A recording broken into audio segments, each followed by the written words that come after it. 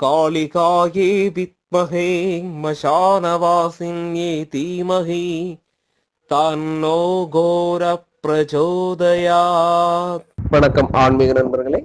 மலையாள மாந்திரிக முறையில நாம என்ன பார்க்க போறோம்னா, அது சக்தி வாய்ந்த 3 லோகங்களும் வசியமாக்கக்கூடிய மந்திரம் தான் நாம பார்க்க போறோம். திரிலோக வசிய மோகினி மந்திரம் தான் நம்ம பார்க்க போறோம்.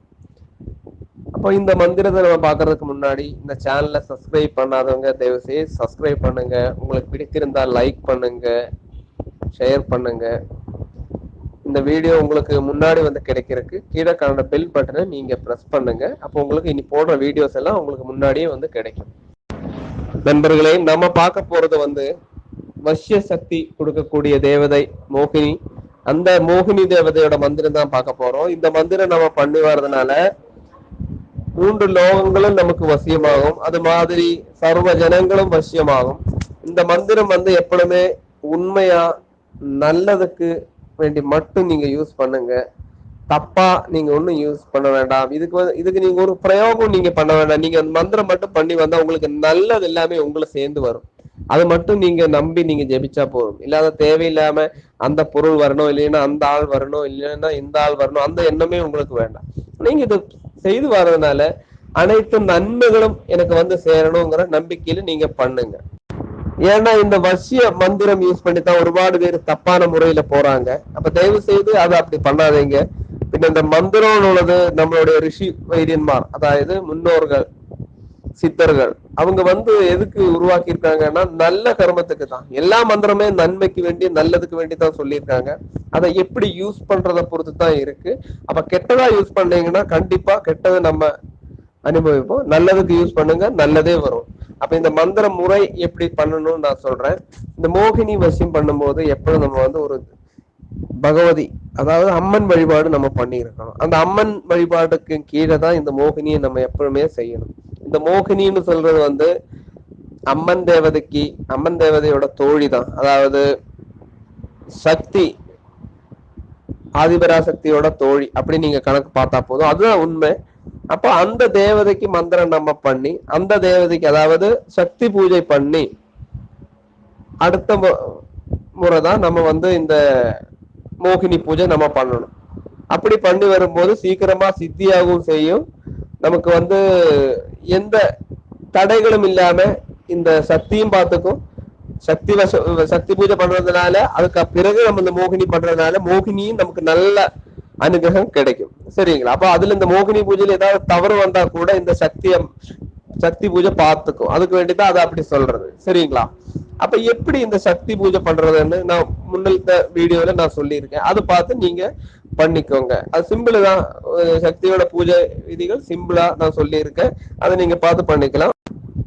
அப்போ சக்தி பூஜை செய்ததுக்கு பிறகு நீங்க வந்து இந்த மோகினி பூஜை நீங்க பண்ணணும். நீங்க வந்து இந்த மோகினி பூஜை பண்ணும்போது கண்டிப்பா புது ஆடை நீங்க யூஸ் பண்ணணும். புது ஆடை யூஸ் பண்ணி அது முடிஞ்சு நீங்க அங்கே அந்த ரூம்லயே மடக்கி வச்சுக்கலாம் அந்த துணியை. அப்புறம் நீங்க அந்த ட்ரெஸ் யூஸ் பண்ணியே நீங்க ஜெபம் பண்ணிக்கலாம். அது பிறகு நீங்க அதை வாஷ் பண்ணி போட்டு சுத்தமா அதே ரூம்ல வச்சு அந்த ட்ரெஸ்ஸை நீங்க யூஸ் பண்ணிக்கலாம். இந்த மந்திரம் எப்பவும் நீங்க நம்பிக்கையோட நீங்க பண்ணணும். இந்த மந்திரம் பண்ணும்போது அங்க வந்து நல்ல மனம் இருக்கணும். அந்த பூஜா ரூம் மனம் நல்ல, அதாவது கற்பூரம், சந்தனத்திரி, ஊதுபத்திய சொல்றேன், நல்ல வாசனை விபூதி இருக்கு, வாசனை உள்ள விபூதி இருக்கு. அது இந்த செவ்வாது அந்த மாதிரி உள்ள பொருட்கள் எல்லாம் அந்த ரூம்ல இருக்கணும். அதுக்கு பேரு அது அல்லாம ரகசியமான முறையில செய்யறது ஒரு சேலை அங்க இருக்கணும். அதாவது புதிய ஒரு சாரி அங்க இருக்கணும். அது கூட ஒரு மை டப்பா இருக்கணும். புது புது வளையல் ஒரு 10-12 நீங்க வாங்கி வச்சுக்கோங்க. அது வாங்கி வச்சுக்கணும். பொட்டு, ஒரு பேப்பர்ல கொஞ்சம் பவுடர், இதெல்லாம் நீங்க அங்க வாங்கி வச்சுக்கணும். சரிங்களா? அப்ப இதெல்லாம் பண்ணிட்டு தான் நம்ம மோகினி மந்திரம் நம்ம பண்ணணும். அப்போ இந்த மோகினிக்கு படையல் போடுறது எப்படின்னா, பால் பாயசம் இந்த 2 போட்டா போதும். பின்ன அவில் பொரிகள்ல இதெல்லாம் போட்டுக்கலாம், வச்சுக்கலாம். அதெல்லாம் தப்பு கிடையாது. கண்டிப்பா பால் பாயசமும் முதல் நாள் வைக்கணும். இதை வச்சு நம்ம பூஜை முறைகள் நமக்கு ஸ்டார்ட் பண்ணலாம். இந்த பொருட்கள் எல்லாம் வாங்கி வச்சுட்டு நம்ம வந்து ஸ்படிகமானதான் நம்ம இங்க யூஸ் பண்றோம் ஜெபம் பண்றதுக்கு. நம்ம வந்து கிழக்கு பார்த்து நம்ம இருந்துக்கிறது. அப்ப தேவதை எந்த ரீதியில வரும்னு உங்களுக்கு புரியும். நீங்க கிழக்கு பார்த்து இருக்கிறது, வெள்ளை பூக்களால் அர்ச்சனை பண்றது. இந்த மந்திரம் இதுதான், 3 மந்திரம் வரும். அதாவது திரிலோக வசிய மோகினியே நமகா, சர்வராஜ வசிய மோகினியே நமகா, சர்வ வசிய மோகினியே நமகா. இந்த 3 மந்திரம் நீங்க சொல்லணும். அதாவது திரிலோக வசிய மோகினியே நமகா, அதாவது 3 லோகத்தையும் வசியமாக்கக்கூடிய மோகினியே உன்னை நான் நமிக்கிறேன், உன்னை நான் கும்பிடுறேன் அப்படி சொல்றேன். சர்வராஜ வசிய மோகினியே நமகானா சர்வ ராஜாவையும் வசியம் பண்ணக்கூடிய மோகினியை உன்னை நான் கும்பிட்டு வரேன், அதுதான் அதோட அர்த்தம். அடுத்து வந்து சர்வ வசிய மோகினி, அனைத்தும் நமக்கு வசியமாக்கி கொடுக்கக்கூடிய தேவதையை, அதையும் எனக்கு எல்லாமே சர்வதையும் எனக்கு வசியமாக்கி கொடுங்க தான் இந்த மந்திரம். அப்போ திரிலோக வசிய மோகினியே நம, சர்வ ராஜவசிய மோகினியே நம, சர்வ வசிய மோகினியே நம. இந்த மந்திரம், இந்த 3 மந்திரம் சொல்லி வேற வேலையில இதெல்லாம் ஒரே மந்திரம் தான். இந்த 3 மந்திரம் ஒரே மந்திரமா நீங்க சொல்லி வாங்க. காலையில நேரத்தை இந்த மந்திரம் ஜெபம் பண்ணுங்க. ஒரு 6 மணி டைமில் நீங்க பண்ணுங்க. அதை முடியாதவங்க சாயந்தரம் ஒரு 6:30க்கு மேல நீங்க பண்ணுங்க. இந்த மந்திரம் வந்து 336 முறை நீங்க ஜெபிச்சு வாங்க ஒரு நாளைக்கு.